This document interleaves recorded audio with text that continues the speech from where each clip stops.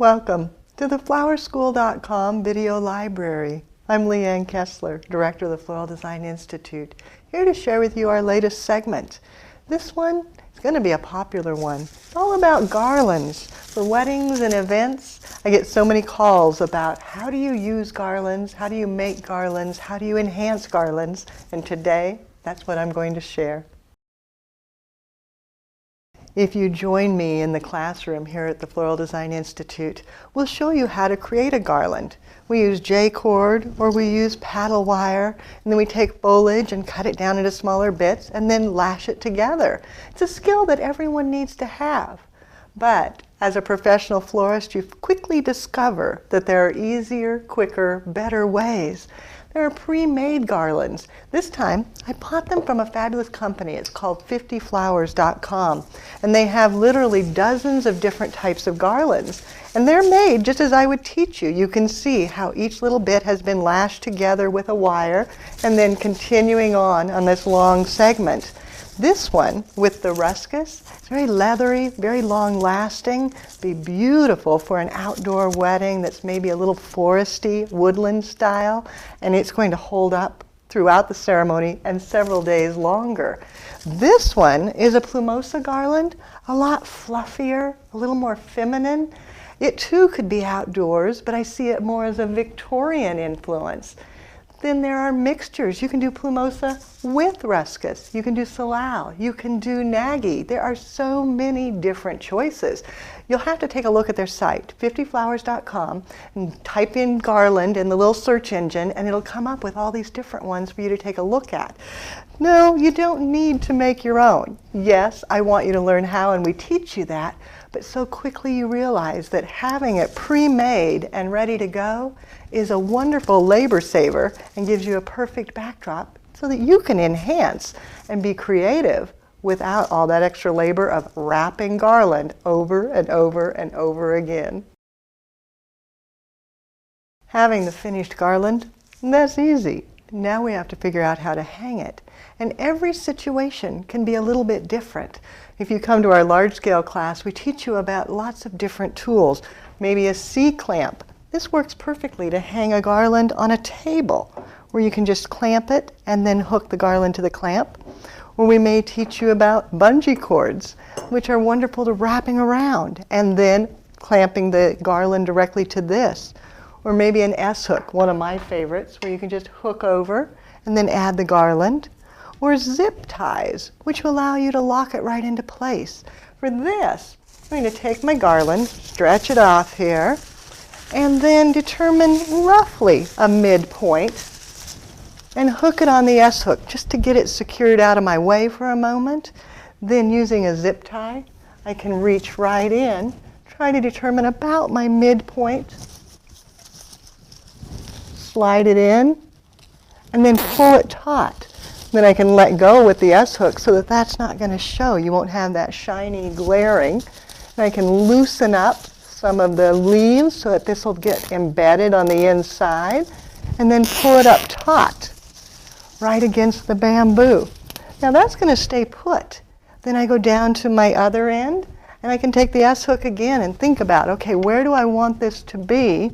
Kind of hang it there, bring it up and over, and then using my zip tie, just fasten it on.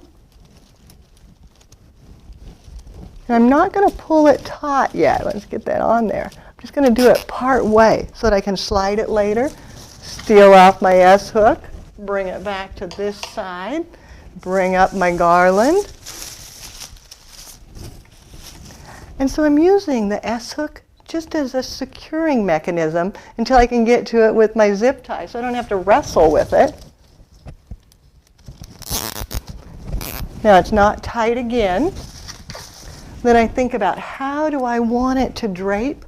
Maybe I want it to come this way a little bit and just kind of slide it down. Maybe I want it to come out a little bit. Then once I'm happy with it, then I go back and I secure it into place with a little tug, straightening it out there.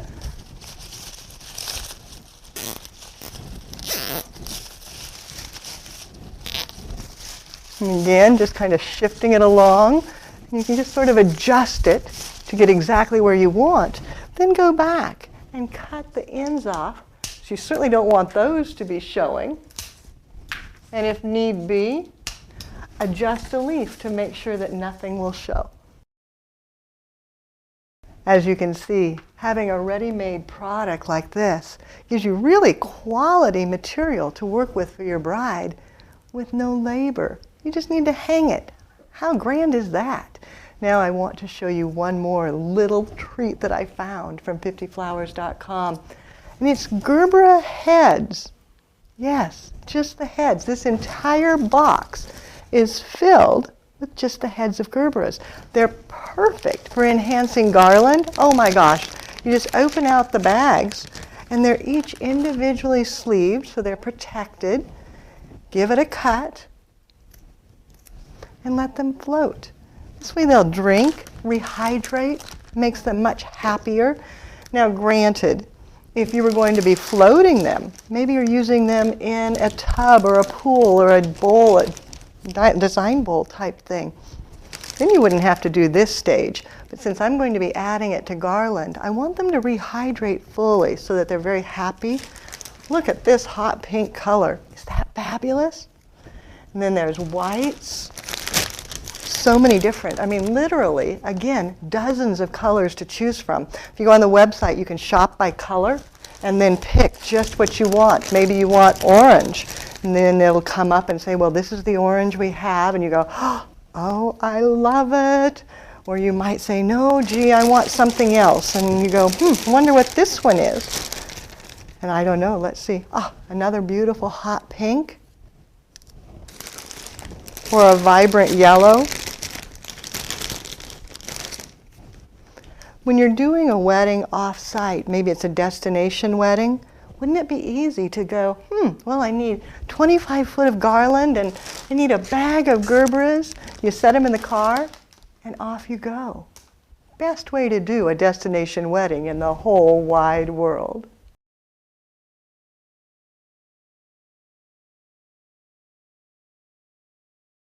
Depending on the temperature, you could take the individual Gerberas and then just set them straight into the garland.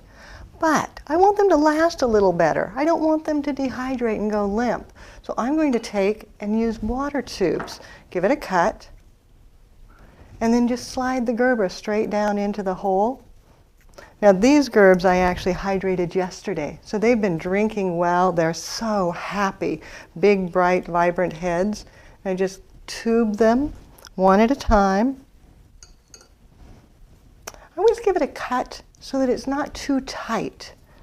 Then once I have those ready, using the Oasis Floral Adhesive, doesn't take very much, just a little bit on the side of the tube, and then tuck it right down into the garland.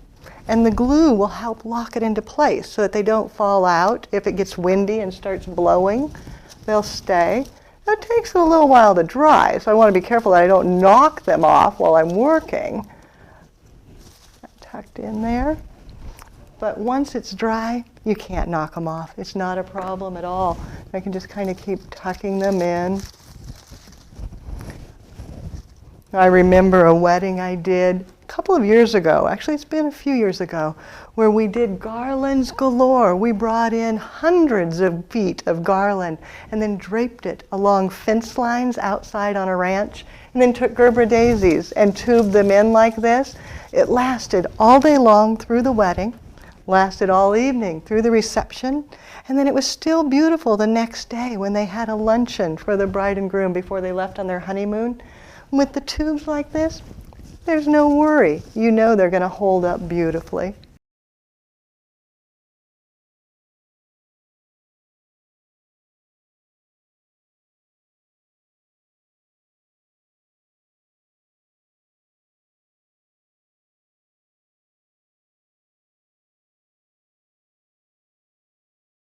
The plumosa garland can be a wonderful table runner for a head table, or maybe you're doing the long oblong tables, the feasting or royalty tables. They're perfect for that.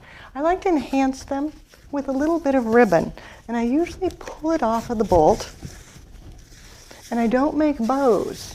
I just get yardage and then cut it into smaller lengths.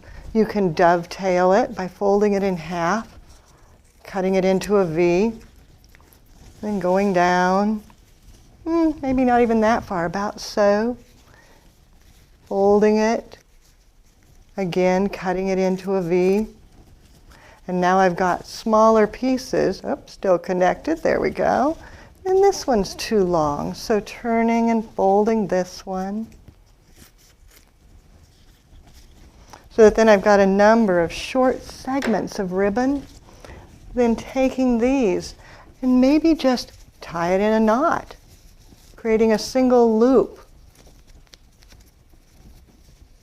and then tucking that right into the garland, letting it just feed around, maybe taking a segment and just letting it stretch across over, tuck it, so it's no wire, no glue, I'm just kind of tucking it in, and bringing another segment in,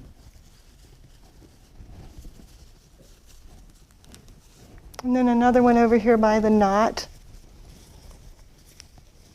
letting it just feed across. So the knot ends up looking like the loop of a ribbon for a bow, but without the effort of making a bow. Then once you have your ribbon where you want it, go back and tube the Gerbera daisies right down into the garland, and they help to lock the ribbon into place. It's got a bad petal on there. Let's get that off of there. There we go. And bringing it up, maybe another one here. Maybe two in that spot. And coming over. And you can see how quickly and easily, starting with a pre-made item, all of a sudden when you enhance it with your own creativity, it's a gorgeous centerpiece for the table. Just need to add candles.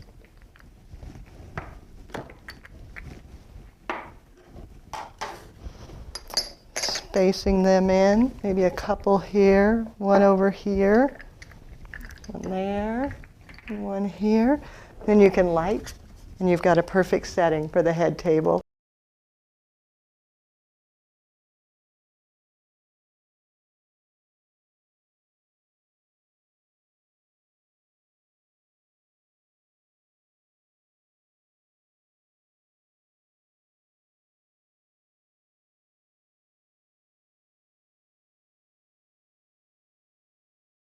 Handmade garland from 50flowers.com is a simple solution with so many possibilities. Imagine on an archway, over an arbor, down a staircase, around a column, down a table centerpiece. The only thing stopping you is your own creativity. For more creative inspiration, check out our website at flowerschool.com.